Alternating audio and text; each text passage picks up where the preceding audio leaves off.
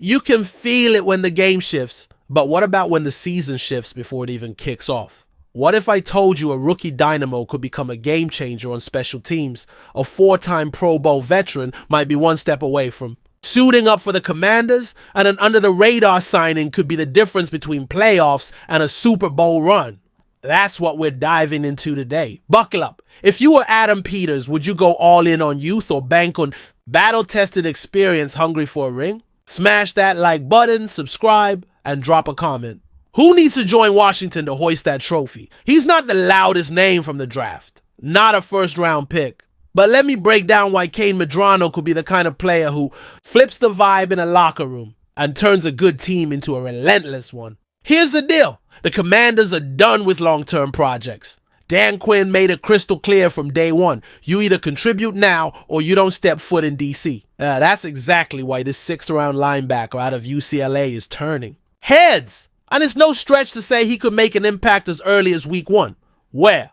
Special teams. The most overlooked yet clutch unit in tight games. This dude ran a 46-second 40-yard dash, stands 6'3", weighs 220 pounds, and leaps 38 inches vertically. That's insane for a cornerback, let alone a linebacker. And get this. Madano can even rotate at strong safety thanks to his lateral quickness. According to Pro Football Focus, he's pegged as the Commanders' rookie to watch for 2025. That's not small potatoes. Hold on to your hats. In his last 2 seasons at UCLA, he started 25 straight games, racked up 128 tackles, 18 tackles for loss, 5 sacks, 6 passes defended, 4 forced fumbles, and 2 picks, 1 return for a touchdown. That's production. That's impact. Oh, and he was all Pac-12 in 2023 and all Big Ten in 2024. He's stepping into the NFL battle-hardened.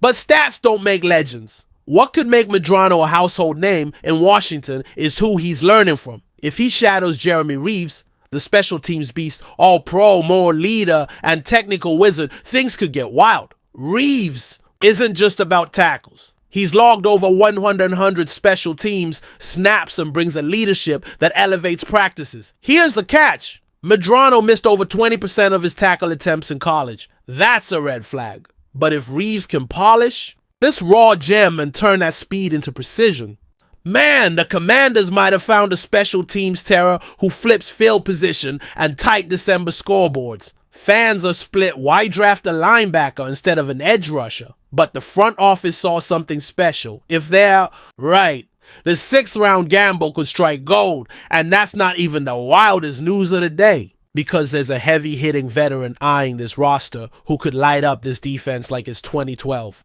Want to know what takes a team from almost to elite? It's simple. Pressure. Pressure on the opposing QB. Pressure on the clock. Pressure in the clutch. And the Commanders know they're still missing that pass rush spark. Now, picture this. Matt Judon rocking Burgundy and Gold at FedEx Field. Sounds like a fantasy? It might be closer than you think. His name's back in the spotlight, and it's no small name. Judon's a 4-time Pro Bowler, a sack machine when healthy, and a nightmare for any O-line. He spent last season with the Falcons, but didn't quite shine. Only 5 sacks. That raised some eyebrows. But you know who's not doubting him? GM Adam Peters. He's watching closely. And it makes total sense. The Commanders' 2024 sack leader, Dante Fowler Jr., bolted back to the Cowboys. The draft. 0 edge rushers picked. That's not random. Peters might be waiting to strike. And Judon's the strike. Sure, he's 32. Sure, he's not at his physical peak. But look at what Washington did with Bobby Wagner.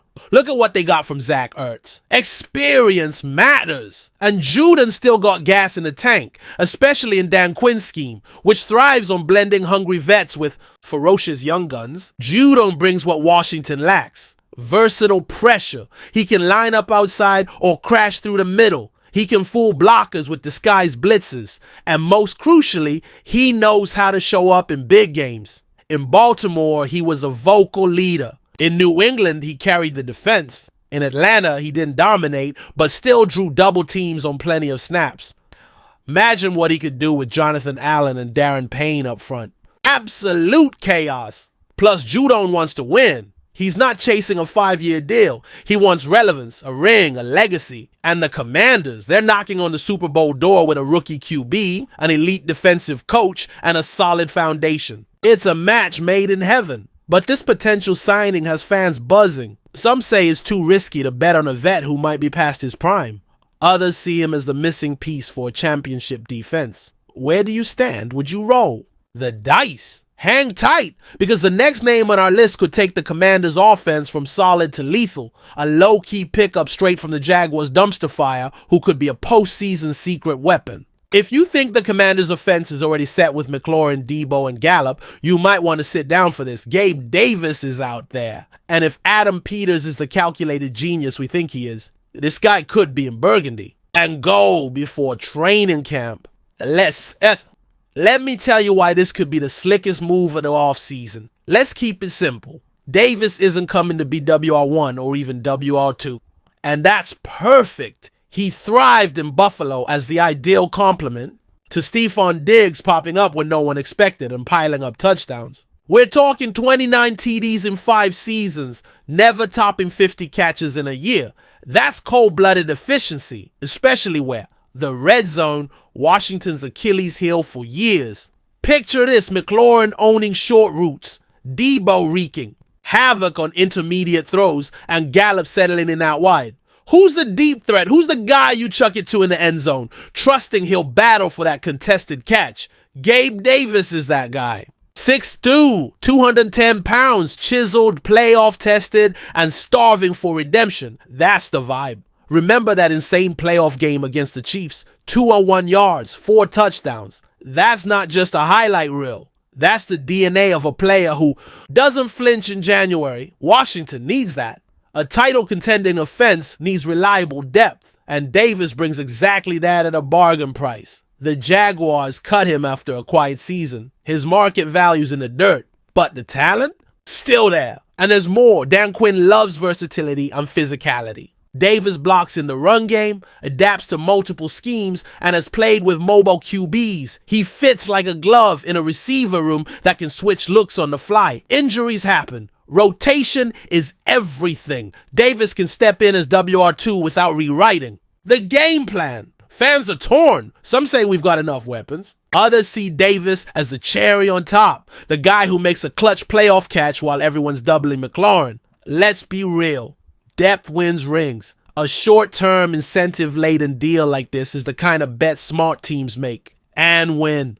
Gabe Davis won't arrive as a star, but he could leave Washington a hero. So, what's your take? Is adding another receiver overkill, or the exact move that separates good from great? If today proved anything, it's that the Commanders aren't messing around in 2025.